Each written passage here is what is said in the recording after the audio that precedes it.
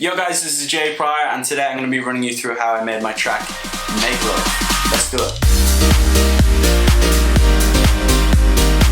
So before we jump into the project, I think it'd be cool to talk about the inspiration behind the track a little bit and dive into that side of things. I remember being on the plane flying into Ibiza with my manager, and I was in the window seat and I was looking out of the window. It was like 11 p.m. at night, and I remember looking out and just seeing like the Hard Rock, Ushuaia. I remember seeing like billboards of like Martin Garrix, David Guetta, all these guys, and I just thought that was so cool. I thought to myself, like, I've never experienced something like that. I've never experienced a place where dance music was so sort of embedded in the culture, I guess. And that really inspired me to make the first original track, or the first original idea of Make Love, which I'll play for you right now.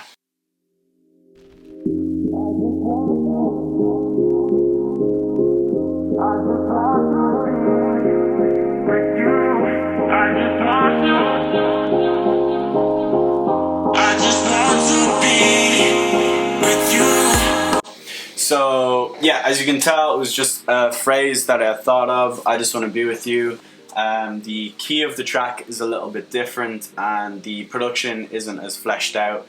You can't really tell just from that little snippet that I played you, but the production definitely wasn't as fleshed out at that time. The vocal, I remember at the time, I'm obviously super grateful to be in the position I am, and I always will be, and I'm always building this dream, but I remember at the time I was feeling not frustrated, I was just feeling a little bit down because I had been seeing someone and my schedule was getting on top of me. I couldn't really go and see them, I couldn't go and hang out with them whenever I wanted. So I came up with this phrase to put on top of this track and recorded it and kept it for a very long time. Afterwards, me and my label were discussing ideas to put out an EP alongside Selected and Positiva. I think the one thing we wanted to do with this EP was to showcase a story of sort of an artist coming together with an old school, legendary dance label and a really forward-thinking, digital-aged platform. For me, Selected was the first brand that came to mind. They have supported me since day one of my career, and more importantly, they epitomize everything that we wanted to collaborate with as part of this EP.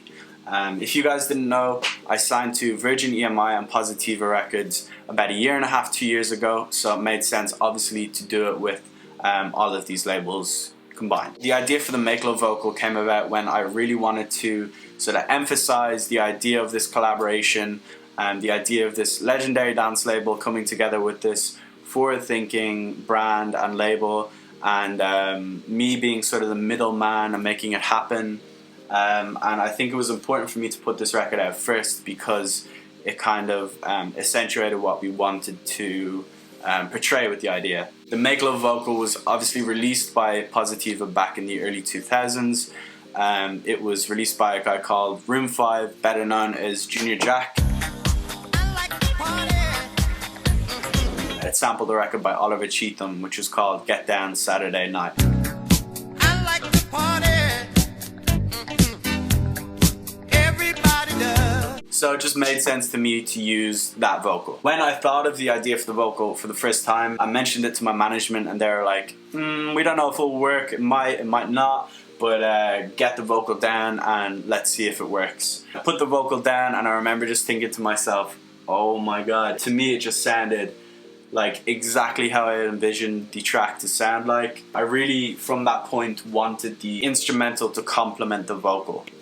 So throughout this track you'll see a lot of the production is, you know, like simple, it's to the beat, it's to the point, and it's all just basically emphasizing this vocal and sort of paying homage to this vocal. So that's what I wanted to get across with this track. I think I've explained pretty much everything about the inspiration behind it, so let's jump into the project itself. So as you can see, there's not much going on. It's a very simple project itself, but that only means it'll be easier for me to run through everything and share with you how everything was made. I've been getting a lot of questions about the piano, so I think I'll run through that first. The piano is built up of, I think, 4 layers, and in the verses we've got these 2 layers. FL keys, and I believe this is the giant. Yeah, the giant. So we've got FL keys, which is kind of posing as the body of the sound. So that sounds like this. So that's built up of 2 sounds, one being FL keys, which just has a little more hardness on it. I always like to add hardness to the piano because I imagine when someone's playing the piano softly, they're usually trying to, you know, sing like a romantic song or like a love song or something really soulful and beautiful. And in other cases, when you're playing the piano really hard, I feel like it's just got a lot more energy. You're usually singing an upbeat song or playing an upbeat song, I guess. So I always add a bit of hardness to my pianos, considering I make dance music and I want it to pop off in the club. So yeah, I added some hardness, and pretty much that's it. It's just the grand piano preset and FL keys. A lot of people would say that sounds a bit toyish. It doesn't sound super unique. It doesn't sound super real.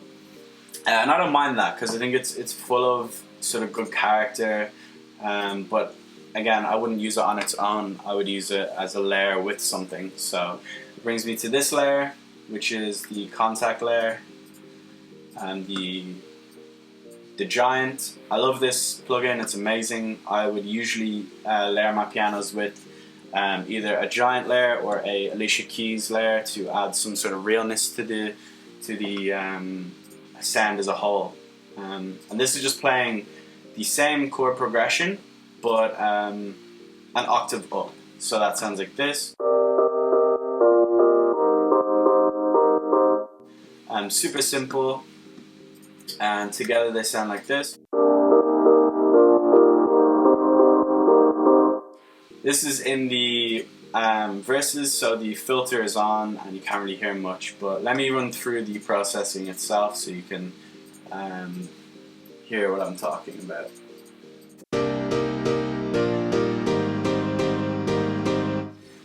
It's got a bit of EQing.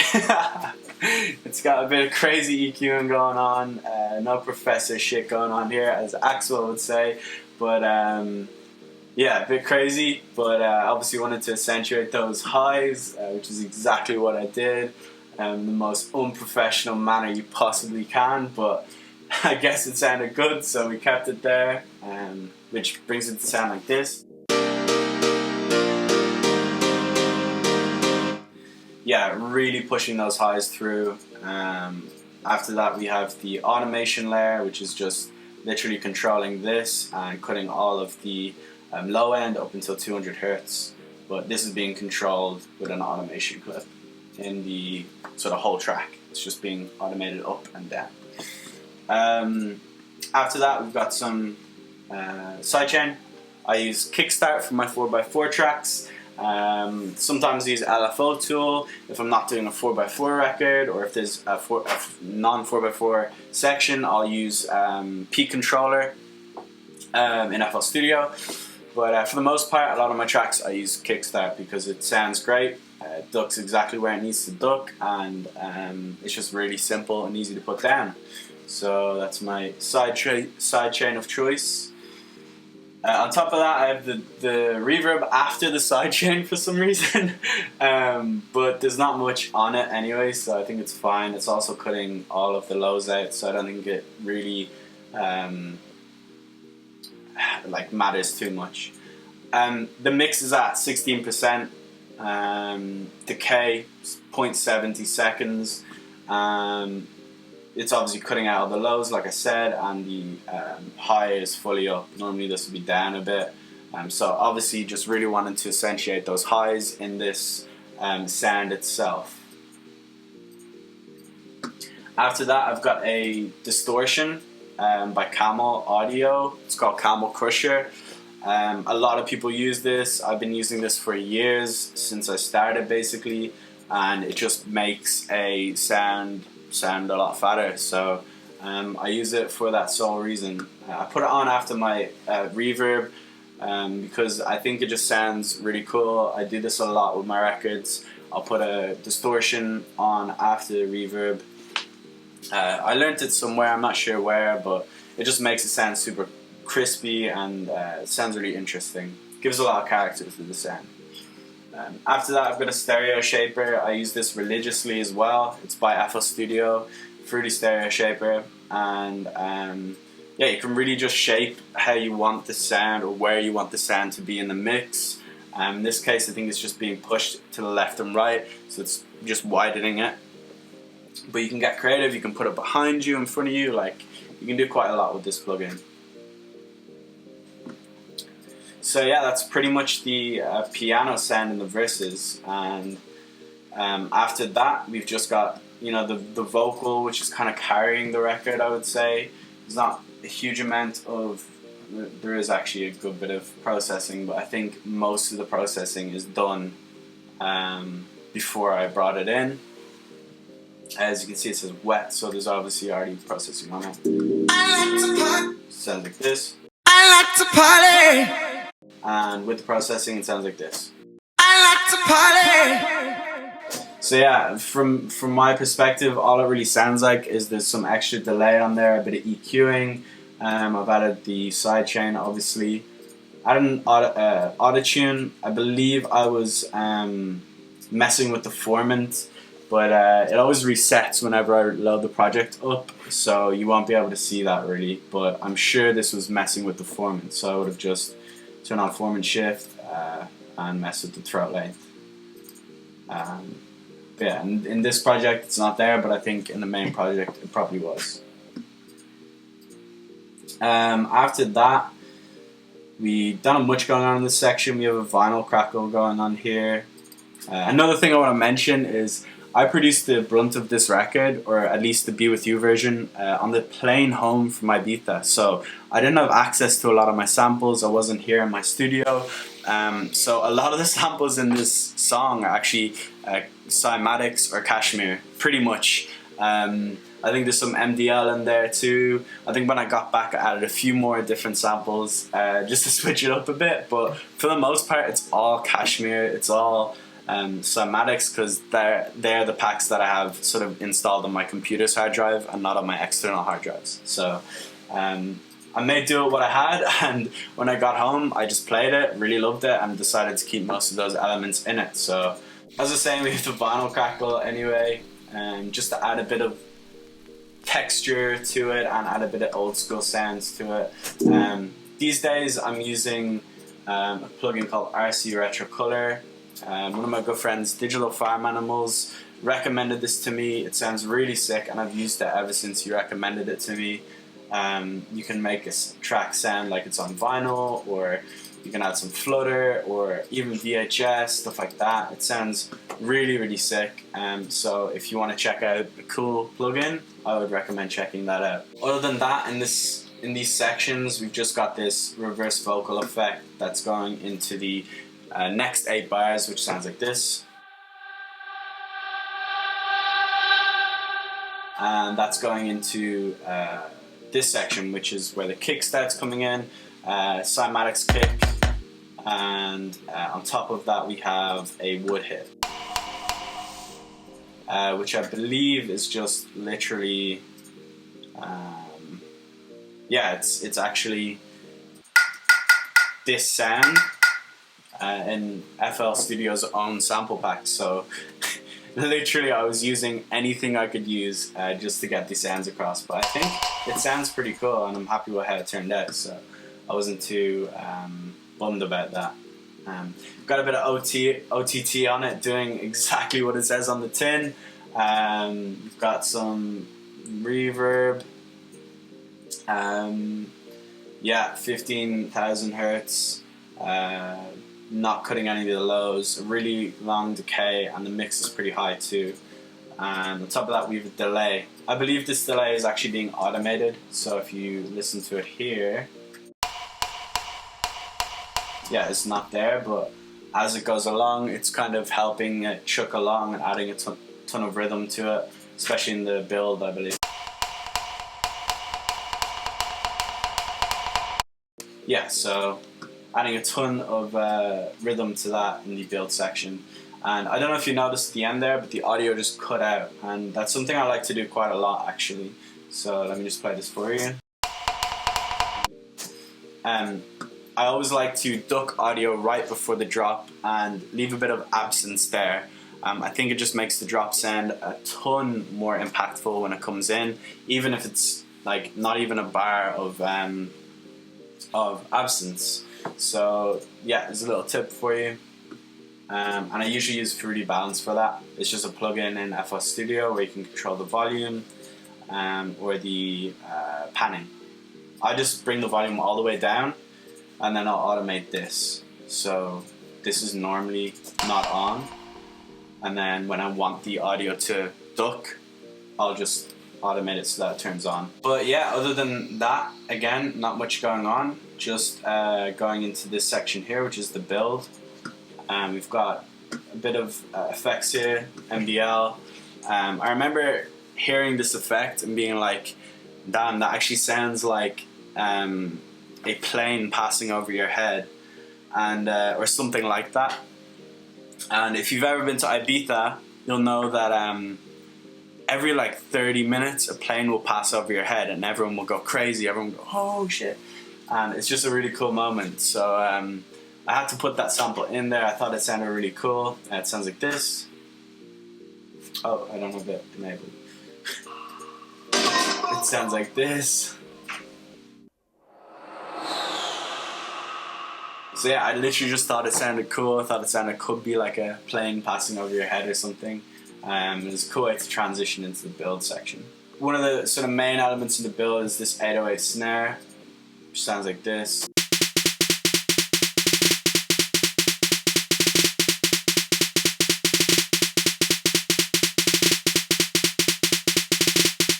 Yeah, super swingy snare. I've made a little tutorial on swing before.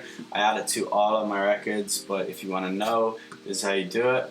You press Option Q or Alt Q on Windows, and then you just click this little thing. You'll probably be in like quantization or scores or something like that. Move all the way over here to swing, and that's exactly what I added. You can mess around with it, there's different settings. There's like 50%, 75%, but for this record itself, I just used 25%. And it just makes it sound a bit groovier, you know? So, I added that. Other than that, we've got this phrase being repeated in the build. Again, to just keep it chucking along, build some tension, which sounds like this. To see what you get it to, get it to, get it to, get it to, get it to, get it to, get it to, get it to, get it to, get it to, get it to. You can't wait for the weekend, no. Get it to see what you get it to, get it to, get it to. So yeah, it's just that phrase being repeated. It's the last phrase in that vocal section, so it's kind of what's going to be right before the drop. So I thought it would be cool to repeat that and then have it reintroduced right before the song drops. Yeah, I think it worked out pretty cool. So, and that's just being repeated, and then I've got a filter automation automating down and then back up as the track builds a bit more. I've got a sub drop in there, really basic stuff, just a Cashmere sub drop. The wood hit is continuing through into the build, and the delay automation is increasing and increasing all the way up until the point where the audio cuts. We've got a ton of automation here, and then after that we've got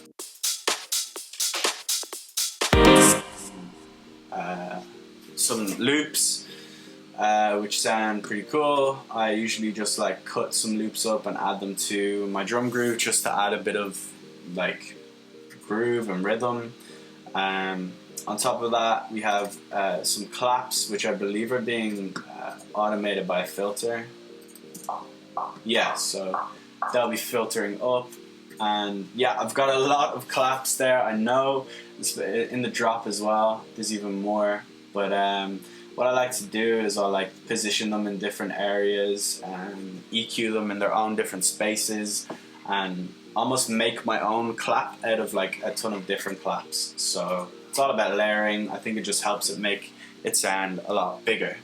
We then have like this sample, which I sample from the Be With You version. It sounds really cool in my opinion. It's just a vocal phrase. It sounds like this.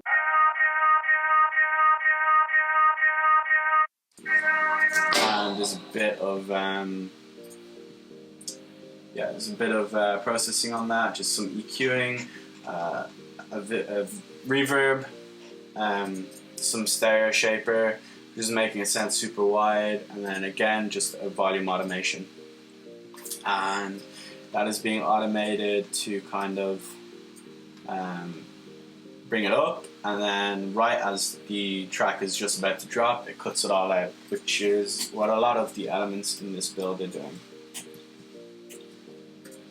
After that, we just have a ton of different white noise, sort of exhausts and downlifters and uplifters, which is kind of a given, I guess, in build sections, using those types of effects.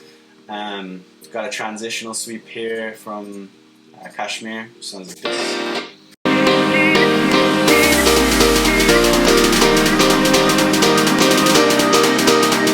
And then we've got this ride, which I thought was quite cool.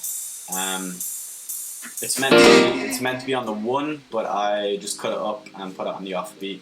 I thought it sounded a lot better that way. But that's pretty much it in that section. I think I've covered everything in that section. We have a few more little bits here. I'm not sure exactly what this is. Oh yeah, so this is just a kick sample. Kind of helps to flatten up the snare a bit. I've just added that right before the drop. And then we have some additional snare rolls here, which sound like this. 43.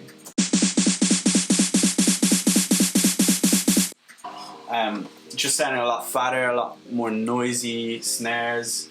But then we go into the drop section, which is probably the main section people are wondering about. We've sort of gone through the claps, so I guess I don't have to talk about those. We've got a few more elements coming in here. A more realistic ride, a 909 crash, which I use. If you go through my records, you'll hear that in pretty much all of my records. It's like a really old school sounding housey element in my opinion, so I use it in pretty much everything. I've just got some EQ, delay, and some sidechain on that.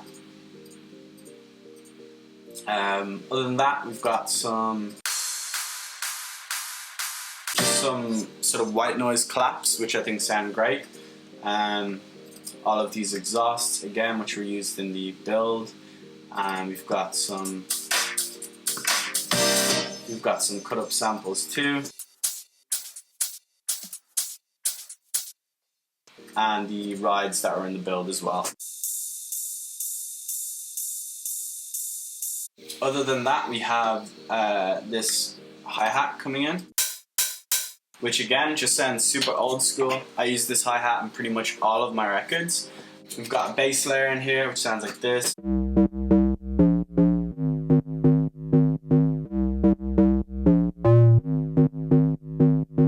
Just a simple layer on sub and bass. If you want to copy the settings, that's what it looks like.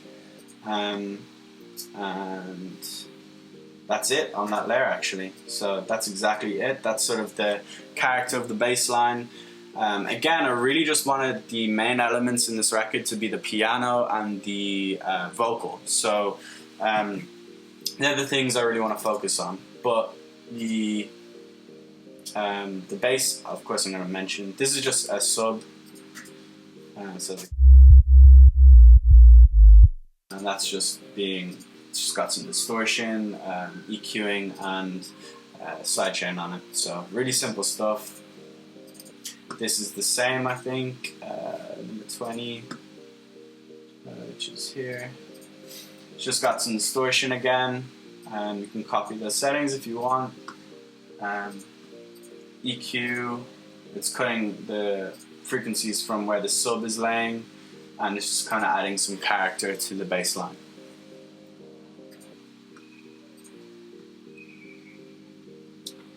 That kick that we talked about earlier is now in the drop section. It's a pretty basic kick, I would say. Normally I would layer my kick with some more realistic sounds. This one sounds a bit computery, but I just included it. I thought it sounded decent and just kept it there. Other than that, I think what people are mainly asking me about is the piano, so let's run through that. I've already explained the FL keys and the giant layer, which is this layer.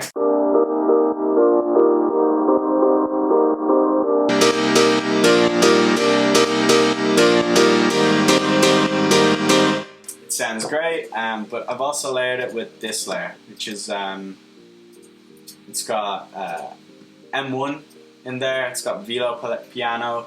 I know a lot of people use M1 house split. I've always used velo piano. I think it sounds a lot more energetic. It sounds very similar, but again, just sounds a bit more energetic. So this is what that sounds like.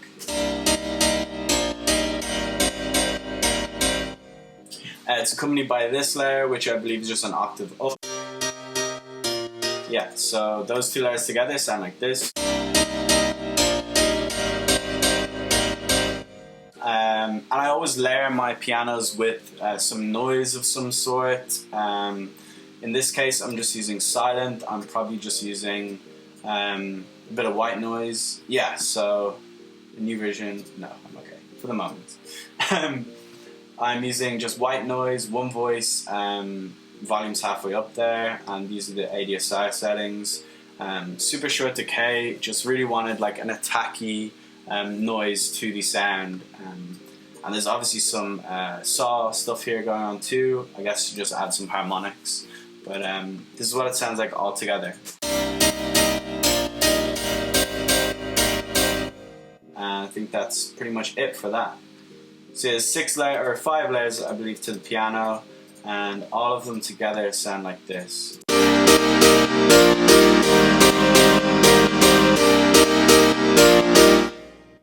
So yeah, I think it sounded pretty huge, and I think all together, including the bass line,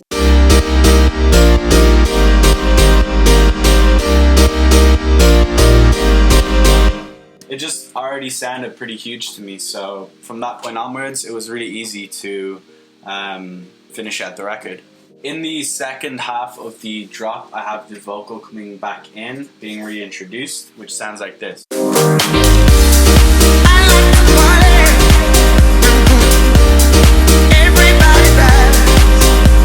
And again, it just sounded super nice to me. It sounded like it rided so well on that piano line, and I was really happy with it.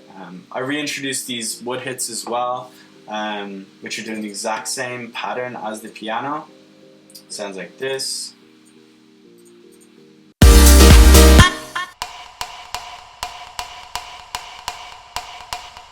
So again, I guess you could say that's also a layer to the piano, adding a bit of attack to it. But I just think it sounded super cool, all in all.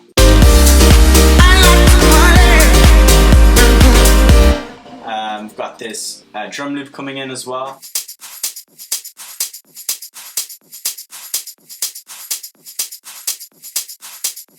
No professorship. Other than that, it's just another crash, some more effects, but all in all, that section is pretty much explained. We've got this fill as well, maybe I should mention that. Sounds like this, which is literally just a clap with the pre-shift on it and then taken off in the second half like this. And then we've got these drumstick samples. So one of them is like this. It's just like hitting a drumstick, and then this one's like dropping a drumstick. So I put them all together and it created a pretty cool fill, in my opinion. But other than that, that section's pretty much explained itself. The second verse is a lot different to the first verse. I wanted it again to be sort of an anthemic section and really progressive, so I added a string section to it. I've also been getting quite a lot of questions about this section and how I made the strings So I'll run you through that. So we just have two layers here. One of them is like a staccato, I believe. Yeah, a staccato layer, which is just playing the top notes, which sounds like this.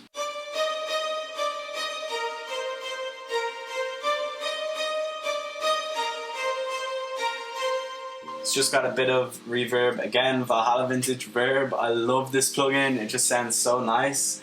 And I use that on a lot of my stuff. But I really wanted to get like an old school housey string sound, and that did the job for me.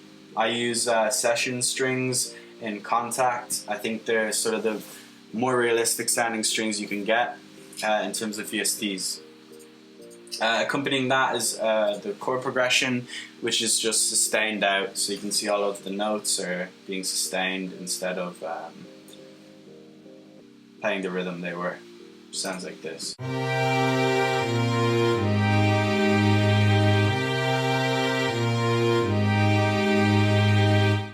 Yeah, pretty basic stuff. It's just the same chord structure, but sustained out. It's being EQ'd here, and that EQ is automating it over time. You've got the piano section, which is playing behind the strings, which is bringing again that sort of rhythm back into the track. It's being filtered up, so you can't really hear it at the start. It's more in the low end or low mids, and then it's being filtered up so that it kind of reveals itself as the track goes along. And again, everything's being driven by this vocal. So going to the build part of the section is pretty much the same as the build section in the first part, so I'm not going to talk too much about it. But all you really need to know is that in this section, the strings are being played on top, and there's no sort of sustained note at the end. Everything's just kind of played out. So it sounds more sort of musical, I would say, and less of a club section. But yeah, going into the drop, you've got a bit of a switch up here. I left the kick out of the first bar so that it kind of lets it breathe a little bit after this big build, and I'll just play that for you right now.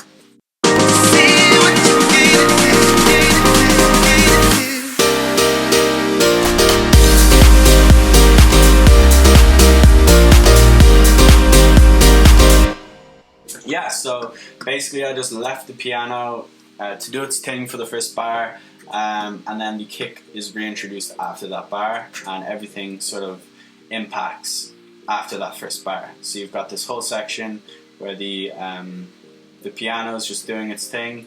I've also automated the sidechain so that it doesn't play in that section. There's no sidechain on the piano, it's literally just doing its thing there.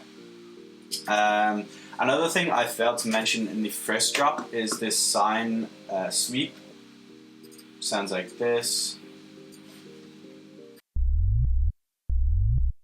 I use that a lot just to like sweep into a section. I think it adds a lot of impact. Try it out in your songs. It might work, it might not, but I've noticed when I add it, it does actually add a bit of impact to my drops. Other than that, I've just got the drop extended in this last sort of section of the song. I've got the drum loop that was used in the first drop coming back in and being reintroduced here in the second drop, and the effects are in the same positions. The only real difference in this part of the record is that you've got the strings coming in too, so this is what that sounds like.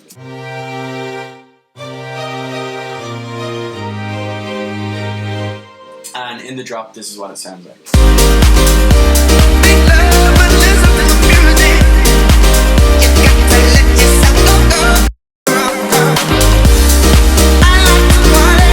So it's very subtle, you can definitely hear it, but it's more of a background element. Again, just really wanting that vocal to cut through and be riding that track. So I'm pretty sure I've gone through absolutely everything that I need to go through with this track. If you've got any more further questions, just leave them down in the comments and I will get back to you personally about them. But yeah, I hope you enjoyed this. This is my first time doing a walkthrough, so sorry if I was not so informative. I think this is probably the best track for me to do a walkthrough of, considering It's a more simple track of mine, and there's a pretty interesting story behind it. So if you'd like to see more of these, maybe I can do one for So What. I've got another record coming up really soon, which I could do as well. But even some of my older records, let me know if you'd like to see them. Just comment them down below and I'll check them out. Also, to celebrate my first walkthrough video, I'm going to be giving away this to one of the commenters below. This is a Make Love hoodie. This is one of a kind, and I'm going to be giving it away to one of you guys who comments below, letting me know what you'd like to see next on this channel. So I hope you enjoyed it, and peace.